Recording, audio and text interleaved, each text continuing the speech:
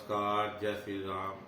आज मैं मनुष्य के जीवन में काम आने वाली कुछ बातें बताऊंगा जो मनुष्य के जीवन में बहुत काम आएगी। जिंदगी जब तक रहेगी फुर्सत न होगी काम से, कुछ समय ऐसा निकालो प्रेम कर लो श्री राम से। जिंदगी जब तक रहेगी फुर्सत काम से नहीं होगी, कुछ ना कुछ लगा रहेगा। आदमी वर्द हो जाता है लेकिन काम हमेशा जवान ही रहता है, वो कभी समाप्त नहीं होता। वो एक नए दौर से फिर से आगे उसके सामने आगे खड़ा हो जाता है, दौड़ता रहता है। तो इसलिए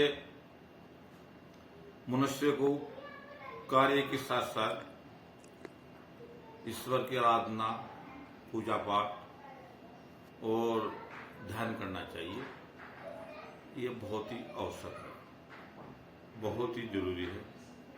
इसलिए मालिक का होना बहुत ही जरूरी है।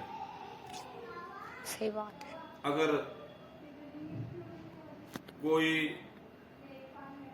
है और उसका मालिक नहीं है तो वह, इसी के ऊपर एक छोटी सी कहानी मैं आपको बताता हूँ। बताइए। एक छोटी सी कहानी मैं आपको बताता हूँ कि एक चरवाहा यानी कि भेड़ बकरी जो है चराने वाला जो है कुछ भेड़ों को लेकर शाम के वक्त घर को लौट रहा था। एक भेड़ जो बहुत प्यासी थी, एक जलाशय देखकर, एक पानी का तालाब देखकर वो बहुत प्यासी थी, वो उस झुंड से बिछड़कर तालाब की ओर बढ़ने लगी। और जब वह तालाब के नजदीक गई, वो तो उन भेड़ों को लेकर घर की ओर चला गया और वह तालाब की ओर जो है चली गई। और उस तालाब का जो किनारा था उसमें दलदल थी, उस मिट्टी में दलदल थी। तो जैसे ही वह बहुत प्यासी थी और उस दलदल की ओर बढ़ी, उस किनारे की ओर बढ़ी, तो उस दलदल में धंस गई। यानी तालाब से पहुंचने से पहले ही 4-5 कदम पहले ही वह धंस गई और वह बेबस होकर वहीं खड़ी हो गई। थोड़ी देर के बाद एक शेर आता है, वो भी बहुत प्यासा था, उसे भी बहुत प्यास लगी हुई थी। तो जैसे ही वो देखता है कि तालाब है और तालाब की ओर वो शेर बढ़ता है, तो देखता क्या है कि एक बकरी न एक भेड़ उस दलदल में फंसी हुई है। वो शेर सोचता है कि मैं आज इस भेड़ को खाकर आज मुझे भोजन भी प्राप्त हो गया और जो है इस भेड़ को खाकर मीठा पानी पीकर मैं अपनी प्यास भी बुझाऊंगा और अपनी भूख भी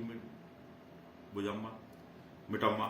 और वह उसकी ओर बढ़ने लगा, उस भेड़ की ओर बढ़ने लगा और उसका जो वजन था वो ज्यादा था, भेड़ से ज्यादा था।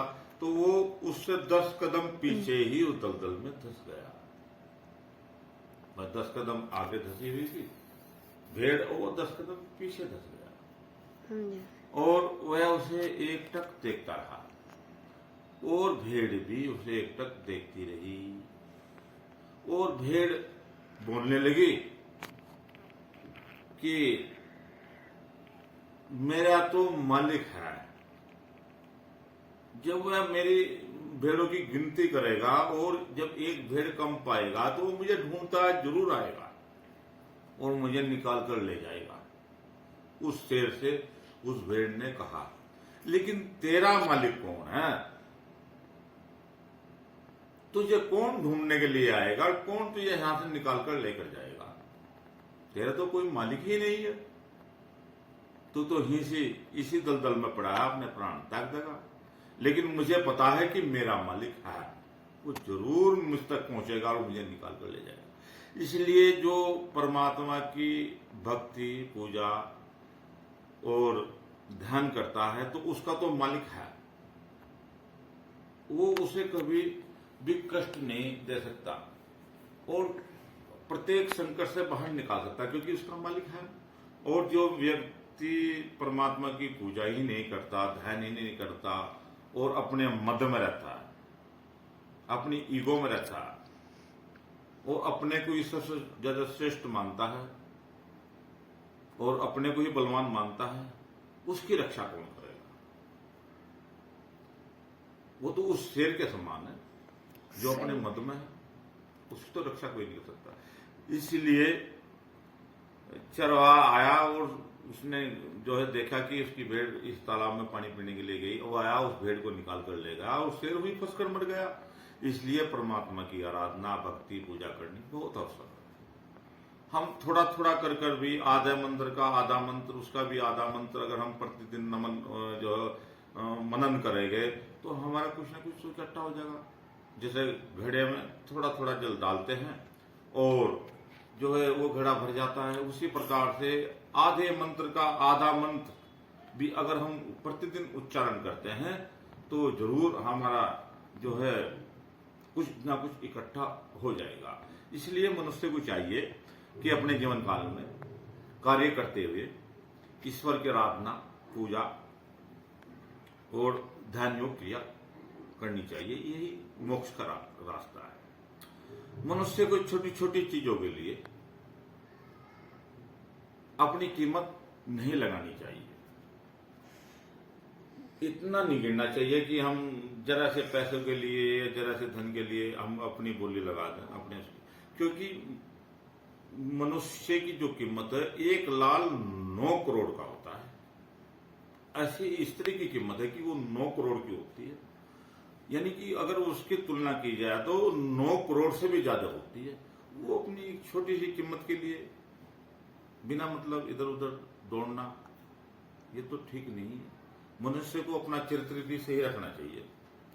चरित्रमान मनुष्य ही आगे बढ़ता है और वो जो है आगे अपने जीवन को अच्छी दिशा देता है। जैसे एक मृग दौड़ता रहता है सुगंध के मारे, उसके नाभि में कस्तूरी होती है, वो उसे पाने के लिए यहां दौड़ लगाएगा कि ये सुगंध आ गया है, वो और दौड़ लगाएगा कि ये सुगंध आ गया है। वो दौड़ता ही फिरता है, लेकिन उसे क्या पता कि वो जो चीज, जिस हीरे को, जिस चीज को ढूंढ रहा है, जिस सुगंध को वो ढूंढ रहा है, वो तो उसकी नाभि के अंदर है। इसलिए मनुष्य को अपनी वाणी, अपने मन, अपनी बुद्धि का सही दिशा में उपयोग करना चाहिए, बहुत जरूरी है। बाकी जो मनुष्य के जीवन में होना है वो तो होकर ही रहेगा। सीता हरण होना था, एक साधारण मृग भी सोने का नजर आने लगा। जब सीता का हरण हुआ, जब कोई परिस्थिति विपरीत होने लगती है, दिशाहीन होने लगती है, जब विधाता की इच्छा होती है तो परिस्थितियां बिगड़ने लगती हैं। जैसे एक साधारण सा मृग भी सोने का नजर आने लगा और सीता हरण हो गया, क्योंकि रावण का विनाश होना था। तो ये प्रभु इच्छा के विपरीत तो कोई भी व्यक्ति नहीं भाग सकता। जैसी उसकी मर्जी होगी वही होगा। मनुष्य जो है, मनुष्य, देवता, गंधर्व, कोई भी उससे नहीं बच सकता, क्योंकि प्रभु की इच्छा तो सबसे बड़ी इच्छा होती है। परमात्मा की इच्छा से बड़ी कोई भी इच्छा नहीं होती। हमें अपने जीवन में अच्छे कर्म करने चाहिए।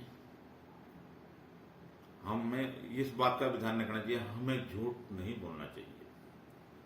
हमें जो है किसी का दिल नहीं दुखाना चाहिए। हमें जो है हमें कष्ट हो जाए लेकिन दूसरे को कष्ट नहीं होना चाहिए, क्योंकि प्रकृति हमें वही लौटा कर देती है जो हम प्रकृति को देते हैं। प्रकृति हमें वही लौटाती है जो हम प्रकृति को देते हैं। बहुत सा व्यक्ति कहता है कि मैं मेहनत बहुत करता हूं लेकिन मुझे मेरा धन इकट्ठा नहीं होता, मुझे लॉस होता रहता है, घाटा पड़ता रहता है, मैं जिधर भी जाता हूं मुझे कोई अच्छा हिसाब किताब नजर नहीं आता। तो ये प्रकृति जो तुमने दूसरे को दिया वही तो लौटा रही है। अगर तुम पृथ्वी में एक बीज गाड़ते हो तो उसमें कितने बीज उत्पन्न होते हैं? आम की एक गुठली तो डाल रहे हो पृथ्वी में, गिरे और उसमें कितने सारे आम लग जाते हैं। सही बात है। आपने एक आम की गुठली पृथ्वी में बोई और उससे कितने सारे आम। इसी प्रकार मनुष्य जब पाप कर्म करता है या धर्म कर्म करता है तो एक ही तो बीज बोता है और उसमें वो मैं